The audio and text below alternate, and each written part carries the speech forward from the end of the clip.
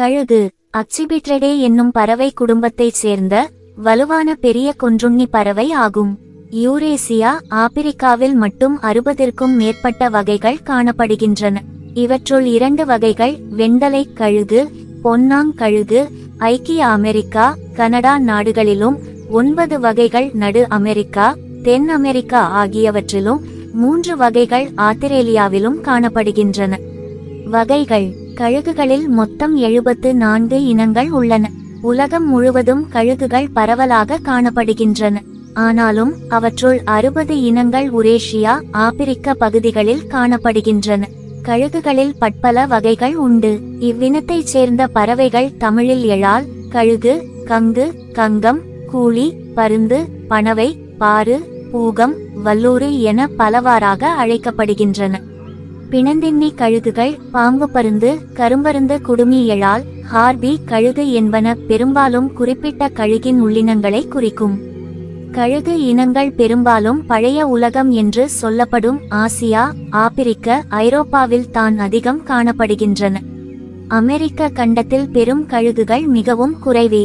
வட அமெரிக்காவில் 2 இனங்கள்தான் உண்டு. அவை வெண்டலை கழுகும், பொன்னாங் கழுகும் ஆகும். கழுகுகளில் பெண் கழுகு ஆண் கழுகை விட சற்று பெரிதாக இருக்கும்.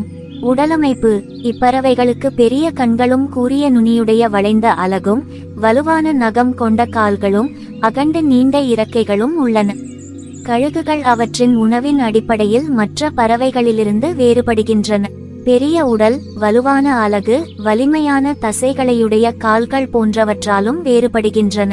கழுகுகளில் 40 மீட்டர் 500 கிராம் அளவுடைய தென் நிக்கோபார் சர்ப்ப கழுகு தொடங்கி 1 மீட்டர் நீளமும் 6.5 கிலோ எடையும் உள்ள ஸ்டெல்லரின் கடல் கழுகு மற்றும் பிலிப்பைன் கழுகு வரை கழுகுகள் அளவுகளில் வேறுபடுகின்றன. உணவு: இவை தங்கள் உணவினை வேட்டையாடி அலகால் அவற்றின் சதை பகுதியை கொத்தி உண்கின்றன. இவை மிக அபாரமான பார்வை திறனை கொண்டுள்ளன. இது மிக தொலைவிலிருந்து உணவினை கண்டுபிடிக்க உதவுகிறது.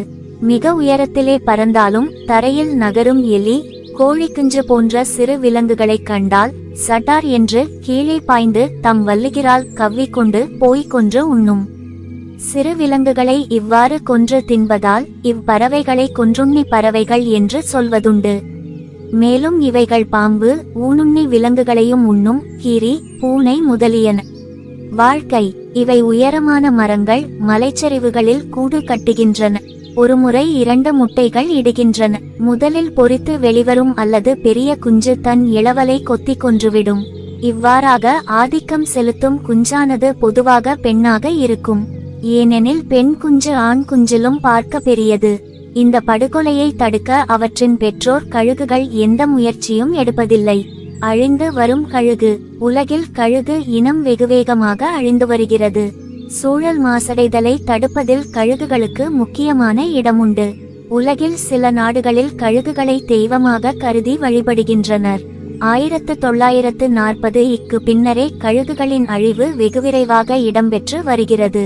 காடுகளை அழித்து விவசாய நடவடிக்கைகளில் ஈடுபடும்போது பயிர்ச்செய்கையை நாசம் செய்யும் எலி மற்றும் சிறிய விலங்குகளை அழிப்பதற்காக விவசாயிகள் நச்சு பொருட்களை உபயோகிக்கின்றனர். இவற்றை உண்ணும் கழுகுகள் நச்சு தாக்கத்துக்கு உள்ளாகி இறக்க நேரிடுகிறது. இன்னொரு காரணம் மின்சார கம்பிகள் அதிகரிப்பதாகும். அநேகமான கழுகுகள் மின் கம்பியில் மோதி அதன் தாக்கத்துக்குள்ளாகி இறக்கின்றன.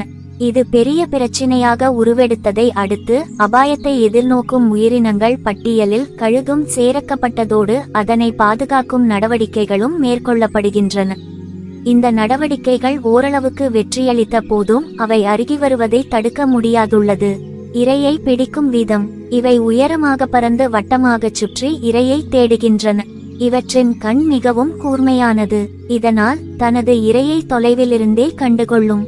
மேலிருந்து இரையை கண்டால் மிகவும் வேகமாக கீழிறங்கி இரையை தூக்கிச் சென்று உண்ணும். இவற்றின் கண் பார்வை மிகவும் கூர்மையானது. வானில் இருந்து திடீர் என்று கீழே பாய்ந்து விலங்குகளை வல்லூக்ரால் பற்றுவதை தமிழில் ஏறு என்னும் சிறப்பு கலைச்சொல்லால் குறிக்கப்பெறும். கழுகு இன் ஆயுட்காலம்: ஆகாயத்தில் உலாவி வரும் பறவைகளில் கழுகு இன் ஆயுட்காலம் 80 வருடங்கள். மாமிசத்தை அதிக அளவில் உண்ணக்கூடியவை. இதனின் ஆயுட்காலம் சரி பாதியில் 40வது வயதில் ஒரு விதி விளையாட்டாக கழுகு போராட வேண்டியுள்ளது.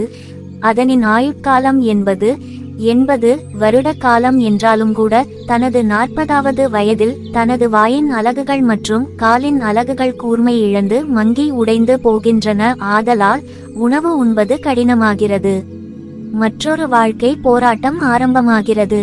கூர்மையான அலகுகளின் உதவியுடன் மாமிச உணவு உண்ணக்கூடிய கழுகு தனது அலகு கூர்மை உடைந்து போகவே கழுகு ஆட்கள் நடமாட்டம் இல்லாத உயரமான மலை குன்றுகளில் மேலே சென்று பாறையில் தனது வாய் முட்டி மோதி பழைய அலகுகளை உடைத்து கொள்ளுகின்றன. தன் காலில் உள்ள அலகுகளையும் அவ்வாறு உடைத்து கொள்ள இரத்தம் ரணமாய் அங்கே 40 நாட்கள் வரை உணவு இன்றி அங்கேயே காத்து இருக்கிறது. இவ்வாறு உடைத்து கொண்ட அலகுகள் திரும்பவும் புதிய அலகுகள் முளைத்து வளர்ச்சி பெற 40 முதல் 50 நாட்கள் ஆகும். அதுவரை உணவு இன்றி இருக்க வேண்டும். கடுமையான வாழ்க்கை போராட்டம்.